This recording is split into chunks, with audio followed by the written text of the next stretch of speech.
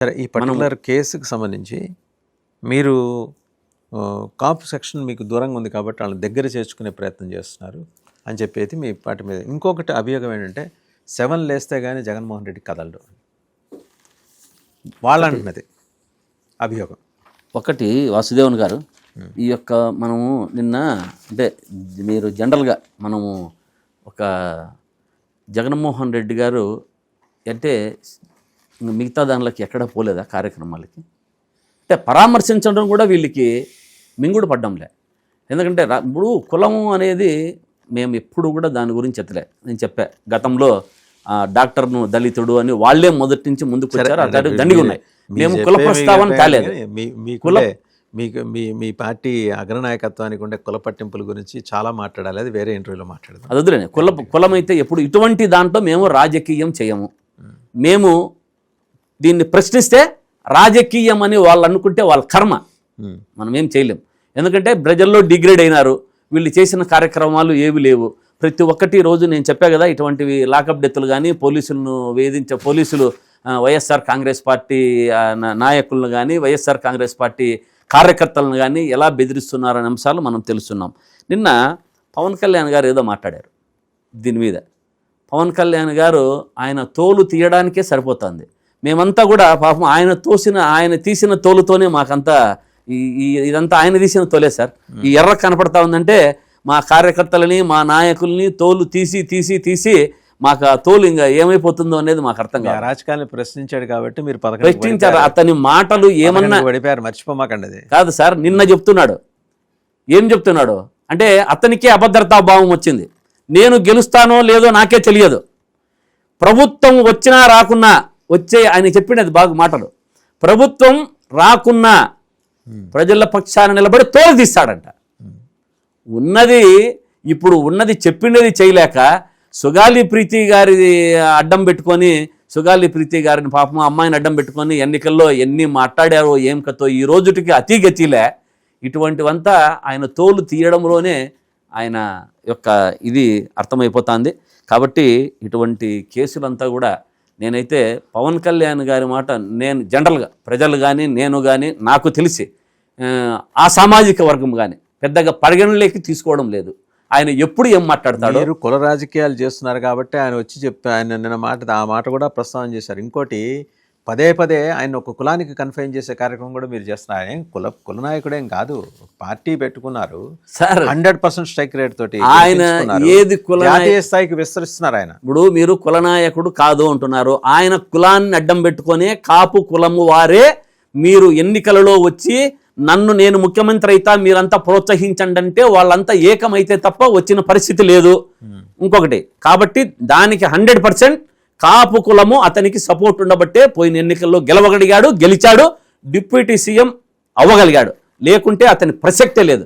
ఇప్పుడు వచ్చే ఎన్నికల్లో చూడండి, ఇప్పుడు ఆ కులం ఎదురైంది కదా, కాపు కులం అంతా కూడా ఎవరి పాటికి వాళ్ళు ఇష్టానుసారం నోటికి వచ్చినట్ల ఎంత గౌరవం ఉన్న వ్యక్తిని నోటికి వచ్చినట్ల మాట్లాడే పరిస్థితి తెచ్చుకున్నారు. అదొకటి. ఇప్పుడు చూసాం నిన్న ఎవరో ప్రశ్న అడిగితే ఇట్లా విలేకరి, ఏందండి సాయికృష్ణ గారి పరిస్థితి ఏంటంటే, నేనేమన్నా హోంమంత్రినా, నా శాఖ నా చేతిలో ఉందా? గతంలో కూడా చాలాసార్లు అన్నాడు, 3-4 సార్లు. అంటే ఇప్పుడున్నటువంటి హోంమంత్రి అనిత గారిని అవమానపరచడమే కదా, అవమానపరచడమే కాదా అని అడుగుతున్నా. అంటే ఆ శాఖ నా దగ్గర లేదు. అవును, అదే అంతే కదా. ఆయన అందరూ అవునండి, ఆ శాఖ నా దగ్గర పోతే మీరు డిప్యూటీ సీఎం, మీరు ఆ శాఖ మంత్రిని కూర్చోబెట్టుకొని మాట్లాడి సమీక్ష సమావేశాలు జరిపి ఇది ఏం జరిగింది అని, ఇంత నేను ప్రజల పక్షాన్ని నిలబడతా, గొంతుకు తీస్తా, తప్పు చేస్తే తోలు తీస్తా, తాట తీస్తా అనే బదులు వాళ్ళని కూర్చోబెట్టుకు తోలు తాట తీయి, తొందరగా నిగ్గు తేల్చు. అది కదా కావాల్సిండేది ప్రజలకి, రాష్ట్ర ప్రజలకి. ఏం కావాలి? నువ్వు చెప్పినవి చెయ్యాలి. ఎంతసేపు ఉన్నా మాటలలో ఆరంభ సూరత్వము తప్ప ఇంకొకటి లేదు పవన్ కళ్యాణ్ గారికి అన్నది అర్థమైపోయింది. కాకపోతే ఈ కేసులంతా కూడా నిజంగా హోంశాఖ మంత్రి గారు కూడా ఈ యొక్క కేసులు కానీ మన ఏదైతే ఈ అబ్బాయి సాయికృష్ణ అంశాలు ఉన్నారు కానీ ఇది బయటికి రానియకుండా మేకప్ చేస్తున్నారనేది మాత్రం వాస్తవం. ఎందుకు మేకప్ చేస్తారండి అంటే ఇప్పుడు అంతే కదా. ఇప్పుడు 40 రోజులైంది కదా సార్. హోంశాఖ మంత్రి ఏం చేస్తున్నారు? రాష్ట్రంలో లా అండ్ ఆర్డర్ ఎవరి చేతిలో ఉంది? చంద్రబాబు నాయుడు గారి చేతిలో ఉంది. ఎక్కడన్నా లా అండ్ ఆర్డర్ కానీ శాంతి భద్రతలు కానీ రాష్ట్రంలో ఉన్నాయా? ఇంతమంది భయభ్రాంతులతో భయపడిచ్చి గతంలో బీహార్ను తలపిస్తున్నారు మీరు. కానీ ఎక్కడికి వెళ్తున్నాం మనం? ఇదే కంటిన్యూ అయితే పోతే ఏమవుతుంది? ఒకసారి ఆలోచించాలి కదా. రైట్. కాబట్టి నెక్స్ట్ మీ యాక్షన్ ప్లాన్ ఏంటండి ఈ విషయంలో? మా యాక్షన్ ప్లాన్ ఏం లేదు సార్. 29వ తారీఖు కోర్టుకు సమర్పిస్తారన్నారు. కోర్టుకు అబ్బాయిని సమర్పిస్తే అంతకన్నా ఆనందపడేటువంటి వాళ్ళలో వైఎస్ఆర్ కాంగ్రెస్ పార్టీ కానీ మేము కానీ ఉంటాము. కాకపోతే ఇది నిజాన్ని నిగ్గు తేల్చేంత వరకు జగన్మోహన్ రెడ్డి గారు కానీ మా యొక్క నాయకులు కానీ వదలరు. ఇటువంటివి ఇంకొకసారి జరగనీయకుండా ప్రభుత్వాన్ని ఇంకా వాళ్ళు తోల్దిస్తామంటున్నారు. మేము మెడలు ఉంచుతాం.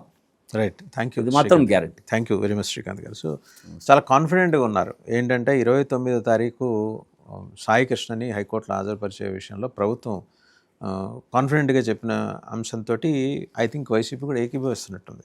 ఏమో తీసుకొస్తే మాకన్నా ఆనందించే వాళ్ళు ఎవరు ఉంటారంటారు. ఆనందించడమే కాదు, తీసుకొచ్చిన తర్వాత కుల రాజకీయాలు కూడా మానేయాలి వైసీపీ. మరి వైసీపీ అందుకు సిద్ధంగా ఉందా లేదా అనేది వాళ్ళ అగ్రనాయకత్వం చూసుకుంటుంది.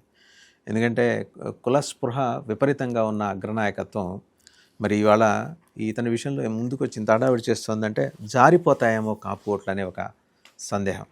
సరే, ప్రతిదీ వైసీపీ కుల రాజకీయం చేస్తుంది, కుల రాజకీయాలు పడితే టీడీపీ కూడా చేసింది అనేది ఆయన అభియోగాలు. ఆయన లాకప్ డెత్లు ఇలాంటి వాటికి సంబంధించి చాలా సోదాహరణంగా వివరించారు.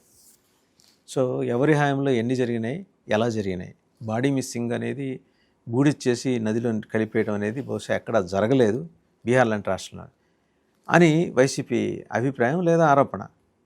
అది తేలాలంటే 29 వరకు ఆగాల్సిందే. ఈ లోపల మనం కూడా we should not jump in to conclusions. అంటే అతను చనిపోయాడు, వీళ్ళు చంపేశారు అనేది మనం మాట్లాడకూడదు. ఎందుకంటే ప్రభుత్వం మిస్సింగ్ అనే అంటుంది ఆ అబ్బాయి వ్యవహారం సాయికృష్ణది. సో మిస్సింగ్ అయ్యి అతను ఎక్కడో తలదాచుకొని పోలీసులకు భయపడి ప్రభుత్వానికి భయపడి ఎక్కడో తలదాచుకుంటే వస్తాడు. ఆ రోజు వచ్చేదాకా మనం కూడా వెయిట్ చేద్దాం. వస్తే సంతోషించడమే. జ్వాలాపురం శ్రీకాంత్ గారు అన్నట్టు. Thank you very much. నమస్తే.